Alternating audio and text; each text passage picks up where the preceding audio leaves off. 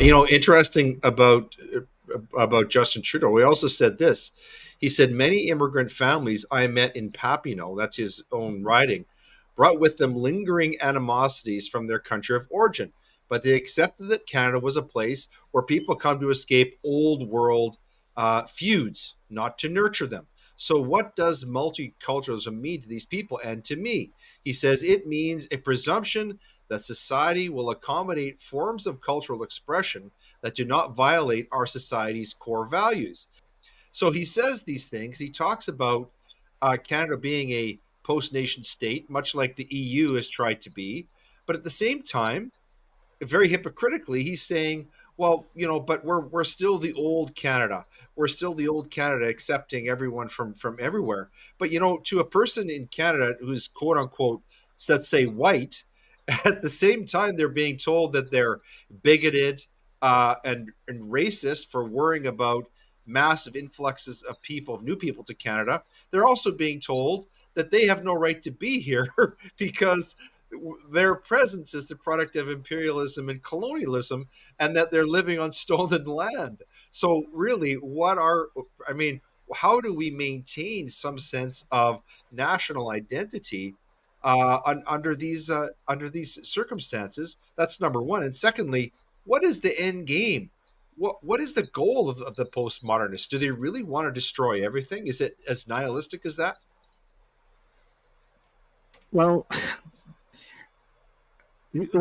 from my point of view, I cannot make sense of this prime minister, and I cannot make sense of the very people who support these ideas. That is the whole notion of postmodernity that I just described.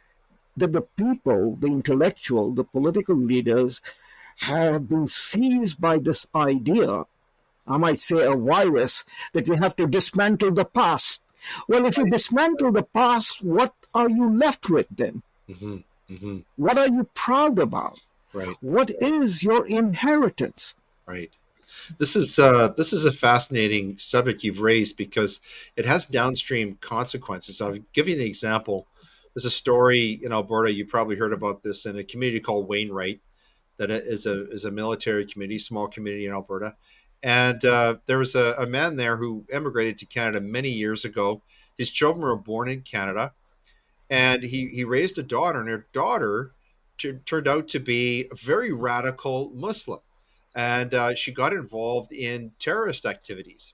And it turns out that she's one of many young people born in Canada, particularly in Islam, who are they're subscribing to a pan-Muslim identity that goes across borders. And when he was asked, he said, "Well, I don't buy into all this stuff. I see myself as a Canadian. He says I'm like 30% Muslim, and the rest of me is Canadian. But he says my daughter is 100% Muslim. And so my question is this: in dismantling the core identity of what we share as Canadians in this multi-ethnic society that we've created, that we have flourished under, um, have we opened the door to the dangers of young people looking for? I mean, because let's face it, Viktor Frankl, Man's Search for Meaning.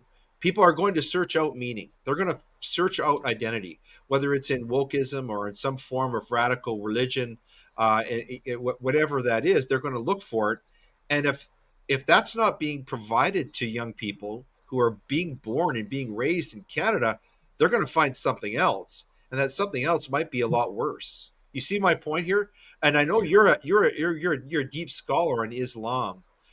Is this something that is maybe a downstream consequence of what you were talking about, this destruction of our core Canadian identity? Well,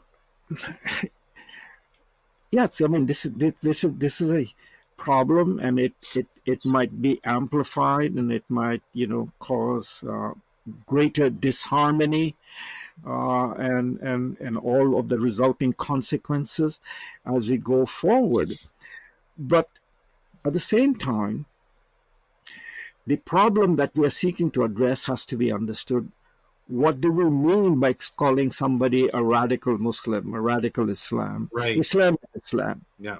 But Right. I come back to this whole question of radical Muslim or radical Sikh, putting on the turban, trying to wear a knife Yeah. or a kippah, and on all of that, which is sort of a dress code or a way to projecting what one is in a deeper sense a reflection of the very fact that there is no cohesive idea of what culture is there in their own society, in this case, Canada Mm. or the United States Right. Right. or in Europe. Yeah.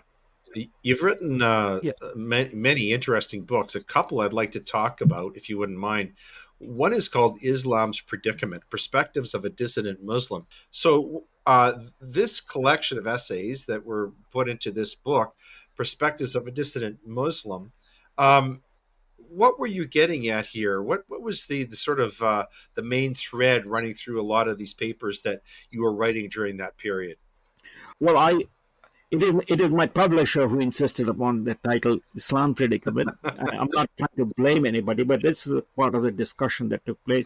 For me, it is a Muslim predicament. Okay. So the publisher felt that it would be more marketable as Islam's predicament, so that's fine. Whether it is Islam's predicament, because Islam is an abstract, it's a religion, Right. just as and a universal religion. Mm-hmm. But it has to come to the ground, and the ground is where people live those ideas. Right. And so that is where the individuals are, where the people are, where they make their culture, and how they're going to live with those ideas and what ideas. So the predicament is that as Muslims entered the 20th century, and now this is the 21st century, and as they entered it, that is their society becomes plugged into the rest of the world. And now the plugging into it is everyone, just about everyone is carrying an iPhone. Right. And so we are truly, when Marshall McLuhan talked about the global village in the 1960s, it was an abstraction. Mm-hmm. When we talk about global village today, it is not an abstraction, because a person in the Amazonian rainforest can pick up his or her phone and know exactly what living conditions are in Edmonton or in Toronto or in London, Ontario, where I am in. Right. Yeah. The world is at his fingertip, at her fingertip. Right. So this is this approach, or this factor that we understand that we are not only living here in Amazon River, but we are living in a world that is connected, and this world has all of these products, all of these items, all of this way of life. Why can't I have it? Right. Why can't I enjoy it? From that simple question arises all the problematics of politics, all the problems of culture. Yeah.